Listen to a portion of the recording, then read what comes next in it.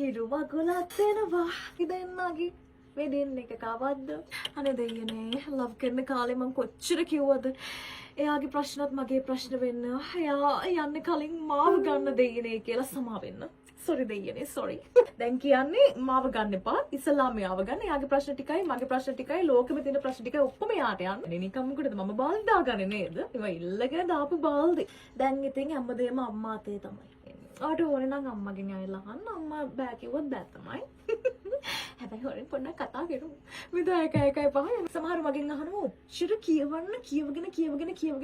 යන්න ඔයාට කොහෙන්ද අනේ වචන එන්නේ